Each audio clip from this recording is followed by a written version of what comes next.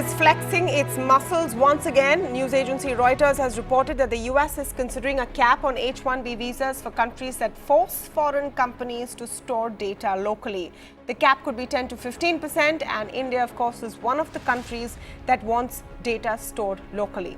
Currently, Indians end up cornering about 75% of H-1B visas that the United States issues every year. The threat comes just days before the US Secretary of State Mike Pompeo is set to visit New Delhi, and just after the US withdrew concessional trade tariffs for India that reportedly came in response to India capping prices of medical supplies from the US. So is the Trump administration acting under pressure from corporate lobbies, and will India stand up to these bullying tactics? To speak more on this, I'm joined now by Jayant Dasgupta, former ambassador and former permanent representative of India to the WTO, Prasenjit Bose, economist and political analyst, and Indrani Bagchi, diplomatic editor at the Times of India. Welcome to all of you. Ms. Bagchi, let me start by asking you about your take on what we've been hearing and sort of the series of bitter to and fro between India and the United States. Do you think this H-1B capping story is a bit of saber rattling?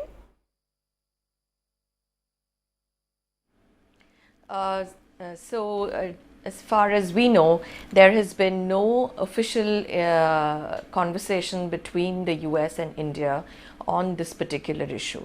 No US official has reached out to their Indian counterpart to say that they would cap H-1B visas in retaliation to India's data localization law, or what we will know as data privacy law. However, that it will probably be used as part of the negotiations that we foresee in the coming days or weeks between India and the US on the larger issue of trade disputes. We have no doubt on that this will be certainly used. How India responds, we will have to wait and watch, but the fact that India will go through with a data privacy law is not in doubt. I think the law is more or less written, and it just remains for it to go through the last bit of modifications or tweaking before it is presented in Parliament. Data localization is very important to India. The US understands that. The US itself has very strong data localization rules, but this is part of the larger trade dispute that we are in the middle of between the US and India. Okay, Mr. Dasgupta, how do you see this? And as Ms. Bagchi put it very correctly, it's part of the larger trade dispute. This is something that the United States will probably use as a bargaining tool. Trade tariffs were also a bargaining tool. The question is that do you think India now needs to stand up and sort of change tack when it comes to H-1B visas as well as trade tariffs, which seem to be the two key sort of ace cards that the United States has in these negotiations?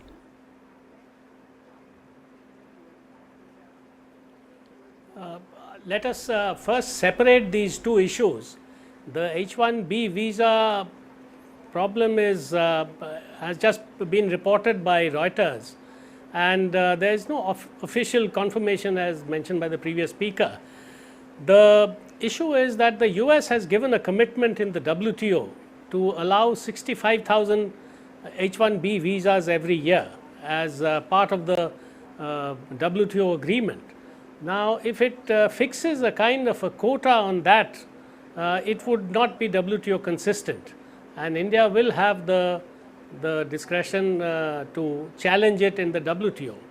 But having said that, the US has almost brought the dispute settlement system of the WTO to its knees, and after the 11th of December 2019, it will stop functioning altogether. So recourse to the WTO dispute panel or appellate body will not provide any succor to India should the US go ahead with it.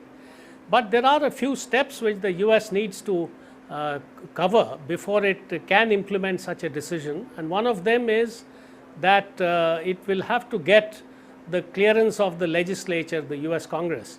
That of course could be bypassed in an emergency situation by the precedent, but whether it will go that far or not remains to be seen. As far as tariffs are concerned, the US has imposed tariffs on aluminium and steel imports from India, but otherwise it has not imposed any other tariffs. It has been asking for tariff reductions from India. Okay, Prasenjit, how do you look at this? Of course, both the speakers are correct that there is no official confirmation of this yet, but there's no official denial either. This is a Reuters story, quoting sources. The Ministry of External Affairs has said that they have not received any such intimation officially, but we do know that the H-1B visa sort of sword has been hanging over our heads for long now. How do you rate the response that we've seen so far from the government on this very tricky trade issues that the Trump administration is very pointed about?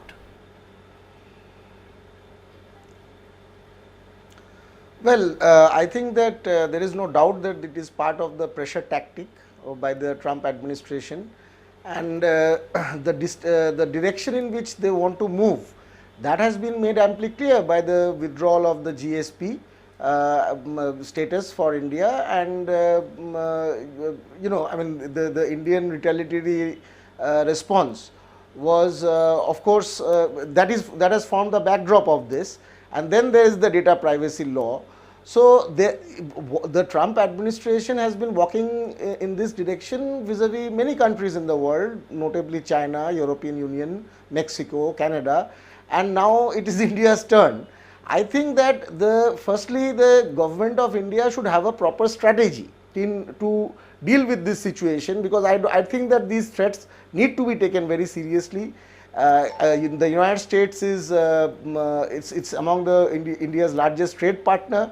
So a disruption of trade flows of trade in goods and services with the United States will have an enormous impact on the Indian economy, especially when we are already faced with a grim job scenario. Now, I'm not very sure whether the Indian policy establishment has already factored what has been going on vis-a-vis the United States and its other trading partners in its policy matrix, but we would all like to see a more robust and more carefully drawn out strategy vis-a-vis the Indian policy establishment and how to deal with this situation. Yeah, so let's come to that, and like you rightly mentioned, these are a series of tricky issues. But let me come to Indrani Bagchi on the core point of it all. It may be trade tariffs one day, it may be or may not be H-1B visas the other. But the fact is that Trump is a tricky customer that we have been dealing with. Do you think now the Modi government needs to sort of harden its stance? And some indications of this were on display from Piyush Goyal's statement on the tariffs. We did eventually impose retaliatory tariffs as well. Do you think we will see more of this, and would that be the right way to deal with the Trump administration? No, it would certainly not be the right way to deal with the Trump administration, because frankly, if you notice, it took them 10 months to actually impose retaliatory tariffs, and you could say that India's retaliatory tariffs were also part of a tactic that we employed before the negotiations start. And I do believe the negotiations will start fairly soon. I think the Commerce Minister will have his first conversation with Robert Lighthizer in either today or tomorrow. The Foreign Minister S. Jaishankar, the Commerce Minister Piyush Goyal, and the Finance Minister and the others have been in close meetings over the past week to devise a strategy to deal with the trade, with the large trade dispute that we are confronted with, because we don't really, India doesn't really want to make an enemy out of the US, because the US is actually not only one of India's largest trade partners, it is also India's largest strategic partner, and therefore by a hardening of stance we might be cutting our nose to spite our face. and I don't think the Indian government is actually heading in that direction at all. It would not be in our interests if our companies were shut out from the American market, because if you notice, India is the only country to have a service surplus with the US. I don't think the Indian government wants to actually destroy that or in any manner. So I think we should wait for the talks to begin, and I suspect they will begin soon enough. I think the first steps will be taken by Jaishankar and Mike Pompeo next week, and it will be followed by perhaps a conversation between the Prime Minister, Mr. Modi, and President Trump himself on the margins of the G20 summit in Osaka, and then we'll see how it takes off from there. But I do know for a fact that the government is certainly engaged in looking for a solution to this problem. Well, so far the approach has been very calibrated and pretty careful. Prasenjit, you want to comment on the point Indrani Bagchi made, that it is not in our interests at all to go tough at this point with the Trump administration? Well, I surely think that knee-jerk reactions are never, a substitute for carefully calibrated policy. You are talking about, very high economic stakes in several cutting across sectors.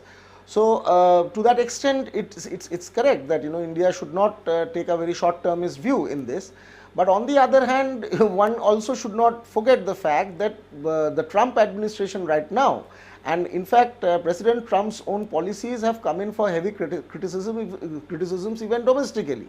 So whether he is acting in a very rational economic, with a lot of economic rationality, one actually suspects, and separating the economic from the political becomes very problematic in this, because President Trump's entire economic framework is, it will definitely take him in this direction. He is for greater protectionism. That was an explicit plank in which he fought the elections. Now his re-election bid, we are going to see in the next, it's a very short while, and therefore I think that there will be hardening of the stance of the United States anyway.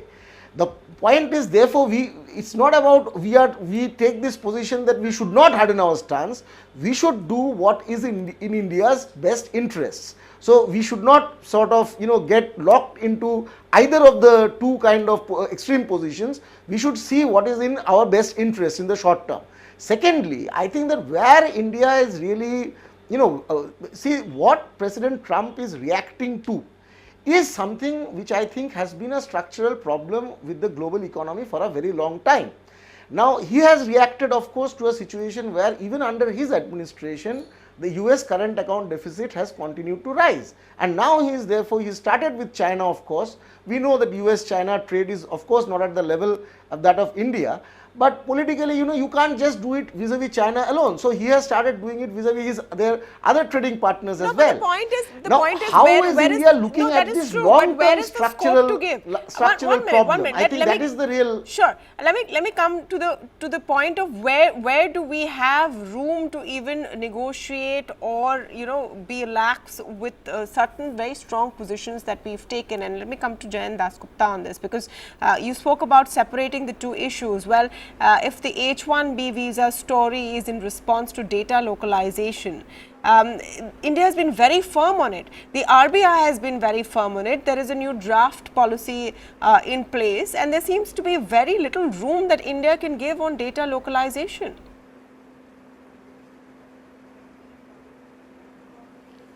That's right. At the moment, it doesn't appear that India has too much of elbow room in terms of giving in on the data localization issue.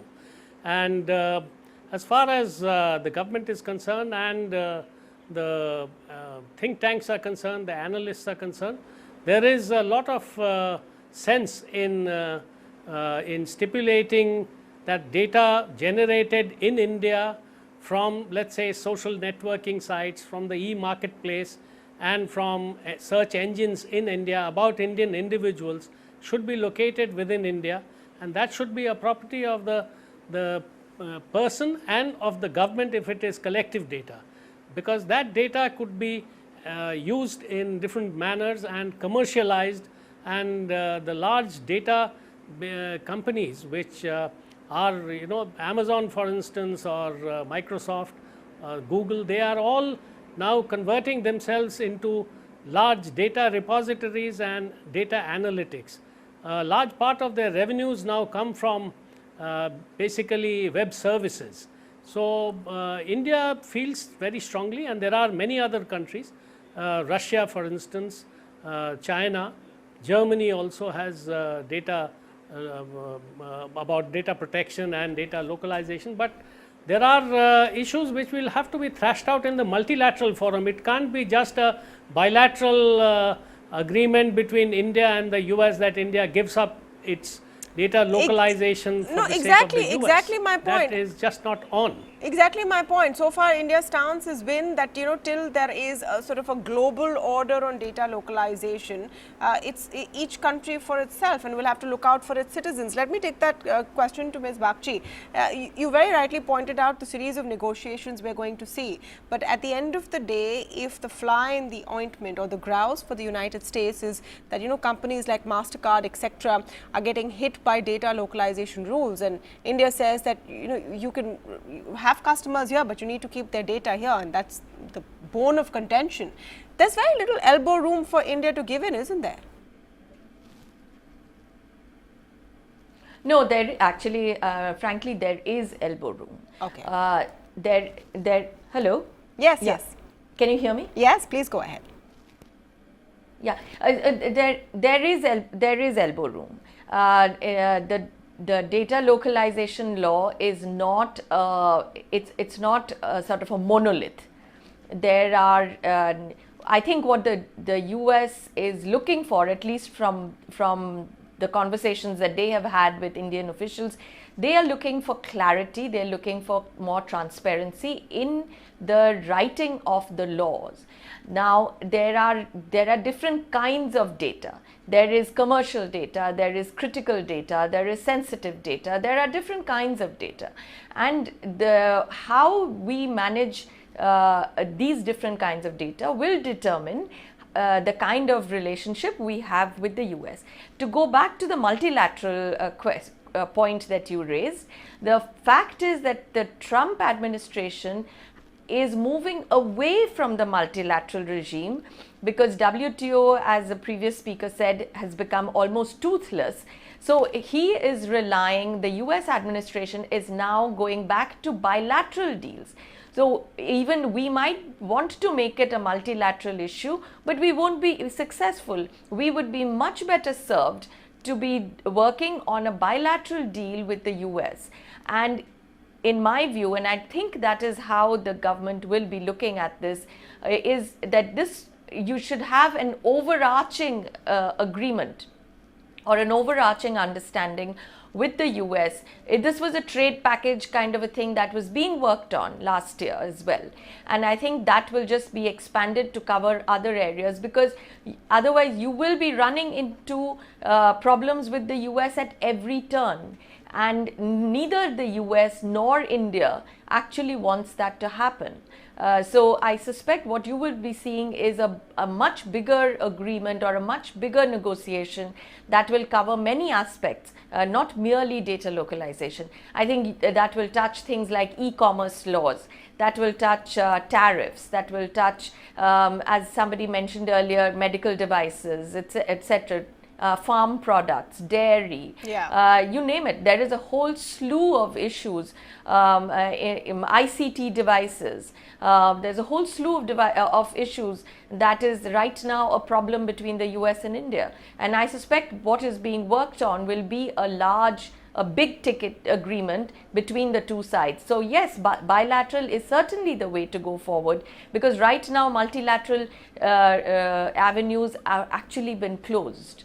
Absolutely. It's there's a whole host of prickly issues that the two countries have to deal with, as Jaishankar, the new Minister of External Affairs, has his task cut out for him. And will it finally come down to the Modi-Trump equation. Interesting space to watch out for, and I want to thank all of you for joining me on the conversation today.